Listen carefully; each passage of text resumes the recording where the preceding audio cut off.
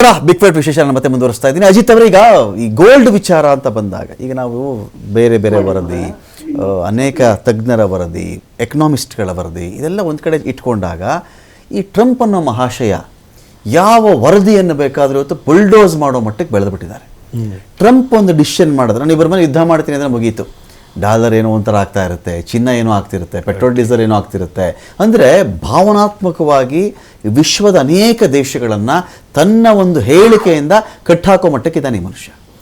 ಇದಕ್ಕೂ ಅನೇಕ ಎಕನಾಮಿಸ್ಟ್ಗಳು ಅವರೊಂದು ಚಿಂತನೆ ಮಾಡಿ ಅಧ್ಯಯನ ಮಾಡಿ ಎಲ್ಲ ಒಂದು ವರದಿ ಮಾಡಿರ್ತಾರೆ. ಬರೀ ಭಾವನೆಗಳಿಂದ ಅದನ್ನು ಚೇಂಜ್ ಮಾಡ್ತಿದ್ದಾನೆ ಈ ಮನುಷ್ಯ ಅಂತ ಬಂದಾಗ ಈ ಗೋಲ್ಡ್ ಸಿಲ್ವರ್ನ ಫ್ಯೂಚರ್ ಎಲ್ಲಿಗೆ ಬಂದು ನಿಂತ್ಕೊಳ್ಳುತ್ತೆ? ಇದರ ಆಸೆನೇ ಬಿಟ್ಕೊಡ್ಬೇಕಾ? ಇದು ನಾನು ಇನ್ನೊಂದೇನು ಹೇಳ್ತೀನಿ ಅಂದರೆ, ನಮ್ಮ ಕೂಲಿಗೂ ಮ್ಯಾಚ್ ಆಗ್ಬೇಕು ಸರ್. ನೀವು ಬೆಲೆ ಏರಿಕೆಗೆ ಯಾರು ವಿರೋಧಿ ಇಲ್ಲ. ಆಯ್ತಪ್ಪ, ಬೆಲೆ ಏರಿದ್ರೆ ನನ್ನ ಸಂಬಳನೂ ಏರಿಸುವಂತೀವಿ ನಾವು. ನನ್ನ ಸಂಬಳನೂ ಜಾಸ್ತಿ ಆದರೆ ಬೆಲೆ ಮ್ಯಾಚ್ ಆಗ್ತಿರುತ್ತೆ. ಇನ್ಫ್ಲೇಷನ್ ಮಾತ್ರ ಆಗ್ಬಿಟ್ಟು ನನ್ನ ಸ್ಯಾಲ್ರಿ ಮಾತ್ರ ಸ್ಟೇಟಸ್ಗೂ ಆಗ್ಬಿಟ್ಟಿದ್ರೆ ಏನು ಮಾಡ್ಬೇಕು ನಾನು? ಒಂದು ಪಾಯಿಂಟ್ ನಂದು. ನನ್ನ ದೃಷ್ಟಿನಲ್ಲಿ, ನನ್ನ ಅಭಿಪ್ರಾಯದಲ್ಲಿ ಮುಂದಿನ 10-15 ವರ್ಷಗಳ ಕಾಲ, ಇನ್ನು 10 ವರ್ಷದಲ್ಲಿ ಈಗೆಲ್ಲ ಬೆಳವಣಿಗೆ ನೋಡ್ತಾ ಇದ್ರೆ ನಮ್ಮ ದೇಶದ ಯಾವ ವ್ಯಕ್ತಿ 3 ಅಂಕಿನಲ್ಲಿ 4 ಅಂಕಿನಲ್ಲಿ ಇವತ್ತು ಸಂಬಳ ತಗೋತಿದ್ದಾರೆ, ಅದು 5 ಅಂಕಿಯಿಂದ ಪ್ರಾರಂಭ ಆಗುತ್ತೆ. ಓಕೆ, ಆ ಮಟ್ಟದ ಬದಲಾವಣೆಗಳನ್ನ ನಾವು ನೋಡ್ತಾ ಇದ್ದೀವಿ. ಪ್ರಾಯಶಃ ಈ ಎಲ್ಲ ಏನು ತಯಾರಿ ನಡೀತಾ ಇದೆ, ಮುಂದಿನ 10 ವರ್ಷದಲ್ಲಿ ನಮ್ಮ ರಸ್ತೆಗಳಿಂದ ಹಿಡಿದು ಪ್ರತಿಯೊಂದು ನಮ್ಮ ಸ್ಟ್ಯಾಂಡರ್ಡ್ ಆಫ್ ಲಿವಿಂಗ್ ಹೆಚ್ಚಾಗತ್ತೆ. ಆ ದೃಷ್ಟಿನಲ್ಲಿ 50,000 ಒಂದು ಗ್ರಾಮ್ನ ಸುಲಭವಾಗಿ ನಮ್ಮ ಜನ ತಗೊಳ್ಳೋ ಮಟ್ಟಕ್ಕೆ ನಾವು ಬರ್ತೀವಿ. ಹೇಗೆ ಸರ್? ಹೇಗೆ? ಕೆಲಸದ ಕಥೆ ಏನು? ಕೆಲಸವೇ ಹೆಚ್ಚಾಗುತ್ತೆ. ನಾನು ಅದೇ ಮನುಷ್ಯರು ಕೆಲಸ ಇರಲ್ಲ ಅಂತ ದೊಡ್ಡ ದೊಡ್ಡ ಎಲಾನ್ ಮಸ್ಕ್ ಎಲ್ಲ ಮಾತಾಡೋದು, ಇನ್ನು ಕೆಲಸನೇ ಒಂದು ಆಪ್ಷನ್ ಅಂತ ಮಾತಾಡ್ತಾರೆ. ಕೆಲಸ ಮಾಡ್ಬೇಕು ಅನ್ನೋದು ಒಂದು ಆಪ್ಷನ್ ಆಗ್ಬಿಡುತ್ತೆ ನಿನಗೆ. ಬಟ್ AI ಬರ್ತಾ ಇದೆ ಅನ್ನೋ ಕಾರಣಕ್ಕೂ ಸಾಕಷ್ಟು ಭಯ ಬೀಳ್ತಿದೀವಿ. ಬಟ್ ಆ ರೀತಿ ಯಾವುದೇ ಭಯ ಬೇಡ. ಮನುಷ್ಯನ ರಿಪ್ಲೇಸ್ಮೆಂಟ್ಗೆ ಸಾಧ್ಯವೇ ಇಲ್ಲ. ಓಕೆ. ಸೊ ಆ ಮನುಷ್ಯನ ಸಹಾಯದಿಂದಲೇ ಎಲ್ಲವೂ ನಡೀತಿರೋದ್ರಿಂದ ಮನುಷ್ಯನ ಈಗ ಏನು ಸಂಬಳಗಳು ನಡೀತಾ ಇದೆ, ನೀವು ಹೇಳ್ದಂಗೆ ಈಗೇನು ಸ್ಟ್ಯಾಂಡರ್ಡ್ ಆಫ್ ಲಿವಿಂಗ್ ನಮ್ಮ ದೇಶದಲ್ಲಿ ಇದೆ, ಅದು 101% ಮುಂದಿನ ದಿನಗಳಲ್ಲಿ 5 ಅಂಕಿ ಸಂಬಳಕ್ಕೆ ಹೋಗ್ತೀವಿ, 6 ಅಂಕಿ ಸಂಬಳಕ್ಕೆ ಹೋಗ್ತೀವಿ. ಎಲ್ಲರ ಆರ್ಥಿಕ ಸ್ಥಿತಿ ನೀವು ಹೇಳ್ದಂಗೆ ಈಗ ಕಡಿಮೆ ಇರ್ಬೋದು, ಆದರೆ ಬೆಳೀತಾ ಬೆಳೀತಾ ಬೆಳೀತಾ ದೇಶದ ಆರ್ಥಿಕ ಸ್ಥಿತಿ ಬೆಳೀತಾ ವ್ಯಕ್ತಿಯ ಆರ್ಥಿಕ ಪರಿಸ್ಥಿತಿನೂ ಬದಲಾಗುತ್ತೆ. ಜೊತೆಗೆ ಬಡತನದ ಗೆರೆಯಿಂದ ದಾಟಿ ನಾವೆಲ್ಲ ಮುಂದಕ್ಕೆ ಹೋಗ್ತೀವಿ. ಇದು ನಾನು ನೋಡ್ತಾ ಇರ್ತಕ್ಕಂಥ ಬದಲಾವಣೆ. ಏನೇನು ಬದಲಾವಣೆ ನೋಡ್ತಾರೆ ಸರ್? ಈಗ ಮನುಷ್ಯನ ಸಂಬಳ 20,000 ರೂಪಾಯಿ ಇದ್ದಾಗ 4,000 3,000 ಒಂದು ಗ್ರಾಮ್ ಚಿನ್ನ ಸಿಕ್ಕಿದ್ರೆ ಅವನಿಗೆ ಅದು ಓಕೆ. 20,000 ನಂಗೆ ಸಂಬಳ ಇದೆಯಪ್ಪ, 3,000 ರೂಪಾಯಿ ಒಂದು ಗ್ರಾಮ್ ಚಿನ್ನ ಇದೆ ಅಂದ್ರೆ ಓಕೆ. ಈಗ ನೀವೇ ಹೇಳಿದ ಪ್ರಕಾರ ಚಿನ್ನ ಎಲ್ಲಿಗೆ ಹೋಗುತ್ತೆ ಅಂತ ಹೇಳಿದ್ರೆ 20,000 ಹೋಗುತ್ತೆ ಅಂದಾಗ ಆಯ್ತಪ್ಪ, 5 ಅಂಕಿ ಸಂಬಳ 1 ಲಕ್ಷ ತಗೊಂಡ್ಬಿಟ್ರು 5 ಗ್ರಾಮ್ ಚಿನ್ನ ತಗೊಳಕಾಗದು ಅಂತ ನಾನು ಹೇಳ್ತೀನಿ. ನಿಜ, ಇವತ್ತಿನ ಪರಿಸ್ಥಿತಿನಲ್ಲಿ ಆಗಿದೆ. ಬಟ್ ಪ್ರಾಯಶಃ ನೀವು ಹೇಳ್ದಂಗೆ ಯಾವುದೋ ಒಂದು ಪರಿಸ್ಥಿತಿನ ದಾಟಬೇಕಾದ್ರೆ ಅದಕ್ಕೆ ಸಮಯ ತಗೊಳುತ್ತೆ. ಯಾಕಂದ್ರೆ ಎಷ್ಟೇ ಬೆಲೆ ಜಾಸ್ತಿ ಆದ್ರೂ ಚಿನ್ನ ತಗೊಳ್ಳೋರು ತಗೊಂಡೇ ತಗೋತಾರೆ. ಎಂಥವ್ರೇ ಆದ್ರೂ ಆ ಮದುವೆನೋ ಕಾರ್ಯಕ್ರಮನೋ ಬಂತು ಅಂದ್ರೆ ಒಂದು 2 ಗ್ರಾಮ್ ತಾಳಿನೋ ಚೈನೋ ಮಾಂಗಲ್ಯಕ್ಕೋ ಹಾಕ್ಲೇಬೇಕು, ತಗೊಂಡೇ ತಗೋತಾರೆ. ಅದಕ್ಕೆ DVGನವರು ಬಹಳ ಮುಂಚೆನೇ ಒಂದು ಮಾತು ಹೇಳಿದ್ದಾರೆ, ಅನ್ನದಾತುರಕ್ಕಿಂತ ಚಿನ್ನದಾತುರ ತೀಕ್ಷ್ಣ ಅಂತಂದ್ರು. ಸೊ ಮನುಷ್ಯನಿಗೆ ಏನೂ ಇಲ್ಲದೆ ಇದ್ರೂ ಚಿನ್ನ ಬೇಕು ಅನ್ನೋದು ಒಂದು ಭಾವನೆ. ಆ ದೃಷ್ಟಿಯಿಂದ ನೋಡಿದ್ರೆ ಬಂಗಾರಕ್ಕೆ ಏನೇ ಬೆಲೆ ಆದ್ರೂ ಎಂಥ ಪರಿಸ್ಥಿತಿನಲ್ಲಿ ಇದ್ರೂ ಜನ ತಗೊಳ್ಳೋರು ತಗೊಂಡೇ ತಗೋತಾರೆ. ಫೈನ್. ನಾನು ಕೇಶವ್ ಸರ್ ಕೇಳ್ಬಿಟ್ಟು, ಕೇಶವ್ ಸರ್, ಈಗ ಇಲ್ಲಿ ಏನಾಗುತ್ತೆ, ಇದೇ ಯುರೋಪಿಯನ್ ಯೂನಿಯನ್ ದೇಶಗಳು ರಷ್ಯಾ ಯುಕ್ರೇನ್ ಯುದ್ಧ ನಡಿಬೇಕಾದ್ರೆ ಭಾರತವನ್ನು ಕ್ರಿಟಿಸೈಸ್ ಮಾಡಿದ್ವು. ನೀವು ಈ ಥರ ಯುಕ್ರೇನ್ ಮೇಲೆ ಈ ಥರ ರಣ ಅಟ್ಟಹಾಸ ಮಾಡ್ತಿರ್ತಕ್ಕಂಥ ದೇಶದ ಜೊತೆ ವ್ಯಾಪಾರ ಮಾಡ್ಕೋತಾ ಇದ್ದೀರಿ, ಬಿಟ್ಬಿಡಿ ತಪ್ಪು ಹಾಗೆ ಹೀಗೆ ಅಂತ ಹೇಳಿ. ಈಗ ಇದೇ ಯುರೋಪಿಯನ್ ದೇಶಗಳು ಭಾರತದೊಂದಿಗೆ ಒಪ್ಪಂದ ಮಾಡ್ಕೊಳ್ತಾ ಇವೆ ಅಂತ ಬಂದಾಗ ನನಗನ್ಸಿದ್ದೇನು ಅಂದರೆ, ಪೊಲಿಟಿಕ್ಸ್ಗಿಂತ ಎಕನಾಮಿಕ್ಸು ವೆಯ್ಟ್ ಜಾಸ್ತಿ ಆಯ್ತಾ ಅಂತ. ನಾನು ಆರಂಭದಲ್ಲಿ ಅದನ್ನ ಹೇಳಿದೆ. ಓಕೆ. ಏನಂದ್ರೆ ಅನಿವಾರ್ಯ ಸ್ಥಿತಿ ಒಂದು, ಎರಡನೇದು ಒಳ್ಳೆ ಆರ್ಥಿಕ ನೀತಿಗಳು ಎಲ್ಲರಿಗೂ ಗೈನ್ ಮಾಡುತ್ತೆ. ಈವನ್ ಅವ್ರ ಪೊಲಿಟಿಕಲ್ ಗೈನ್ಗೂ ಅದು ಅನುಕೂಲ ಮಾಡಿಕೊಡುತ್ತೆ. ಈಗ ಯುರೋಪ್ ಅವಾಗ ಅವ್ರು ಮಾತಾಡಿದ ಕಾಲಘಟ್ಟದಲ್ಲಿ ಯುರೋಪ್ಗೆ ಥ್ರೆಟ್ ಇರ್ಲಿಲ್ಲ ಅಮೆರಿಕ. ಈಗ ಅವ್ರಿಗೆ ಥ್ರೆಟ್ ಇದೆ ಅವರಿಂದನು. ಸೊ ಹಂಗಾಗಿ ಅವ್ರು ಯೋಚನೆ ಮಾಡಿದ್ದಾರೆ ಈಗ, ಇಲ್ಲ ಇದು ದಿಸ್ ದಿ ರೈಟ್ ಟೈಮ್. ನಾವು ಅದು ನೋಡಿ 2022 ನಂತರವೇ ಇದು ಮತ್ತೆ ಮಾತುಕತೆಗೆ ಪುನರ್ಚಾಲನೆ ಸಿಕ್ಕಿದ್ದು. 2013 ನಿಂತೋಯ್ತು ಮಾತುಕತೆ. ನಿಂತಿದ್ದು ಹೆಚ್ಚು ಕಮ್ಮಿ 9 ವರ್ಷದ ನಂತರ ಇವ್ರು ಮಾತುಕತೆ ಶುರು ಮಾಡಿದ್ರು ಅಂದ್ರೇನೆ ಅದು ಗೊತ್ತಾಗತ್ತೆ ಇದೆಲ್ಲ ರೀಸನ್ಸ್ ಏನು ಅಂತ. ನೀವ್ ಹೇಳಿದ್ದ ಸೂಚ್ಯವಾಗಿ ಅಲ್ಲೇ ನಮ್ಗೆ ಅರ್ಥ ಆಗತ್ತೆ. ಅದ್ರಿಂದ ಒಂದು ಗೇನ್ ಯಾವಾಗ ಆಗತ್ತೆ, ಈಗ ನಮ್ಗೆ ಇದು ನನ್ಗೆ ನೇತಾಜಿ ಸುಭಾಷ್ ಚಂದ್ರ ಬೋಸ್ ಅವರು ಯುದ್ಧ ಇದ್ರ ಭಾರತದ ಸಂದರ್ಭದಲ್ಲಿ ಕ್ವಿಟ್ ಇಂಡಿಯಾ ಮೂವ್ಮೆಂಟ್ ಆಗಿ ಸೆಕೆಂಡ್ ವರ್ಲ್ಡ್ ವಾರ್ ಟೈಮಲ್ಲಿ ಅವ್ರು ಹೇಳ್ತಾರೆ my enemy's enemy is my friend ಅಂತ. ಸೊ ಈಗ ಎಲ್ಲ ಜಗತ್ತು ಒಗ್ಗಟ್ಟಾಗ್ಲಿಕ್ಕೆ ಬಹುಶಃ ಟ್ರಂಪಿನ ಹುಚ್ಚಾಟ ಕಾರಣ ಆಗ್ತಾ ಇದೆ. ಅದು ಒಂಥರದ ಆ ತರದಲ್ಲಿ ಪಾಸಿಟಿವ್ ಅಂತ ನಾನು ಅನ್ಕೊಳ್ತೀನಿ.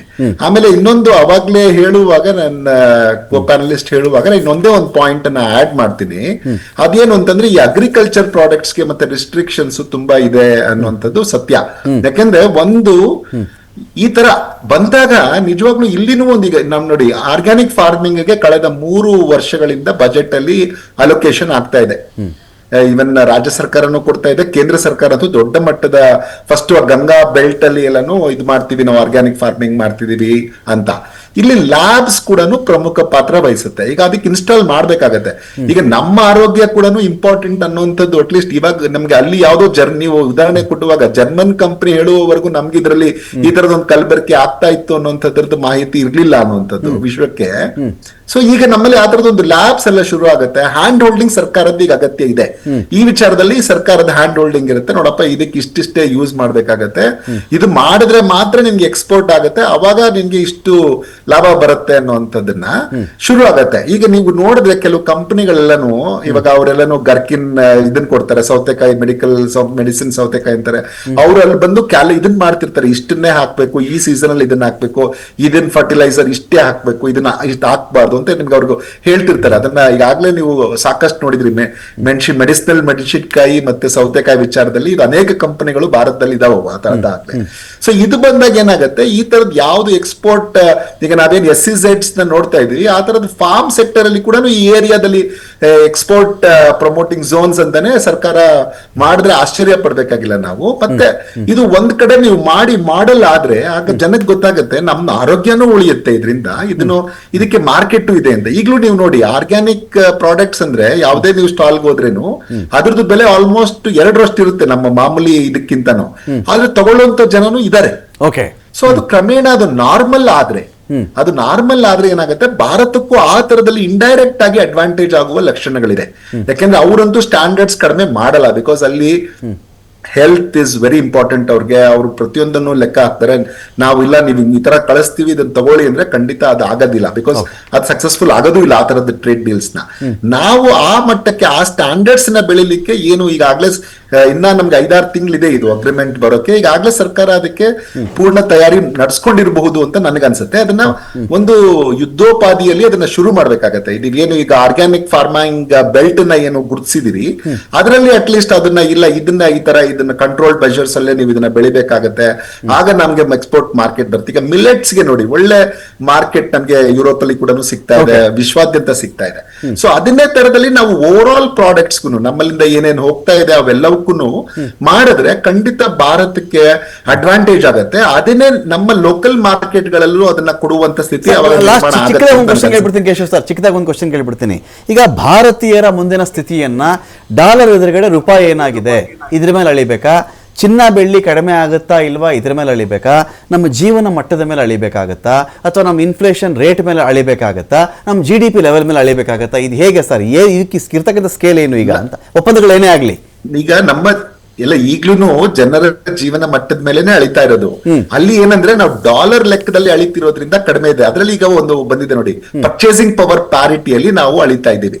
ಪರ್ಚೇಸಿಂಗ್ ಪವರ್ ಪ್ಯಾರಿಟಿಯಲ್ಲಿ ನೀವು ಅಳೆದಾಗ ಆಗ ಭಾರತದ ಡೆವಲಪ್ಮೆಂಟ್ ಇನ್ನೂ ನಿಮ್ಗೆ ಜಾಸ್ತಿ ಕಾಣಿಸ್ತಾ ಇದೆ. ಏನಂದ್ರೆ ಡಾಲರ್ ಇಷ್ಟು ದಿನ ಡಾಮಿನೆನ್ಸ್ ನಾವು ಒಪ್ಕೊಂಡಿದ್ರಿಂದ, ಬಹುತೇಕ ಎಲ್ಲ ರಾಷ್ಟ್ರಗಳು ಒಪ್ಕೊಂಡಿದ್ರಿಂದ ಈಗ ಡಿಡಾಲರೈಸೇಷನ್ ಆಗ್ತಾ ಇದೆ. ಪ್ರತಿಯೊಂದು ರಾಷ್ಟ್ರಗಳು ಇದರ ಬಗ್ಗೆ ಮರುಚಿಂತನೆ ಮಾಡ್ತಾ ಇದೆ. ಗೋಲ್ಡಿನ ಬೆಲೆ ಹೆಚ್ಚಾಗ್ಲಿಕ್ಕೆ ಅದು ಒಂದು ಕಾರಣ. ಯಾಕಂದ್ರೆ ಸೆಂಟ್ರಲ್ ಬ್ಯಾಂಕ್ ಗಳಲ್ಲೂ ನಾವು ಒಂದಷ್ಟು ರಿಸರ್ವ್ಸ್ ನಾವು ಗೋಲ್ಡ್ ಅಲ್ಲಿ ಎಸ್ಪೆಷಲಿ ಕೋವಿಡ್ ನಂತರದ ದಿನಗಳಲ್ಲಿ ಅಘೋಷಿತ ಡಾಲರ್ ಬ್ಯಾನ್ ತರ ಚಿಂತನೆ, ಅಘೋಷಿತ ಡಾಲರ್ ಬ್ಯಾನ್ ತರ ಚಿಂತನೆ ಇದೆ. ಆ ತರ ಮಾಡ್ಕೊಳ್ತಾ ಇರೋದ್ರಿಂದ ಡಿಡಾಲರೈಸೇಷನ್ ಶುರು ಆಗಿದೆ. ಸೊ ಅವಾಗ ಏನಾಗುತ್ತೆ, ನಿಮ್ಗೆ ಪರ್ಚೇಸಿಂಗ್ ಪವರ್ ಪ್ಯಾರಿಟಿಯಲ್ಲಿ ನನ್ನ ಬಾಸ್ಕೆಟ್ ಈ ಬಾಸ್ಕೆಟ್ ನ ಕೊಂಡ್ಕೊಳ್ಳಿಕ್ಕೆ ನಿನ್ನ ದೇಶದಲ್ಲಿ ಎಷ್ಟಾಗತ್ತೆ, ನನ್ನ ದೇಶದಲ್ಲಿ ಎಷ್ಟಾಗತ್ತೆ, ಆ ಆಧಾರದ ಮೇಲೆ ನೀವು ಆರ್ಥಿಕತೆಗಳನ್ನ ಅಳಿಲಿಕ್ಕೆ ಈಗಾಗಲೇ ಒಂದು ಇದೆ. ಬಟ್ ಡಾಲರ್ ಅಲ್ಲೇ ಮೇನ್ ಇರೋದ್ರಿಂದ ನಾವು PPP ನ ಪಕ್ಕಕ್ಕೆ ಇಡ್ತಾ ಇದೀವಿ. ಬಹುಶಃ ಅದು ಮೇನ್ ಆಗತ್ತಾಗ. ಒಟ್ಟಲ್ಲಿ ಏನು ಅಂದ್ರೆ ಯಾವುದೇ ಮಾನದಂಡದಲ್ಲಿ ಅಳಿದ್ರು ನನ್ಗೆ ಜನರ ಜೀವನ ಮಟ್ಟ ಚೆನ್ನಾಗಿದ್ದು ಜನ ಸಂತೋಷವಾಗಿರ್ಲಿಕ್ಕೆ ಸಾಧ್ಯ ಆದ್ರೆ Okay. ಅದು ದಿ ಬೆಸ್ಟ್ ಇಂಡಿಕೇಟರ್ ಅಂತ ನನ್ಗೆ ಅನ್ಸುತ್ತೆ. Fine thank you Keshav sir, thank you Girish Linganna sir, thank you Ajit ಅವರೇ. ಸಾಕಷ್ಟು ವಿಷಯಗಳ ಬಗ್ಗೆ ಮಾತಾಡಿದ್ದೀರಿ.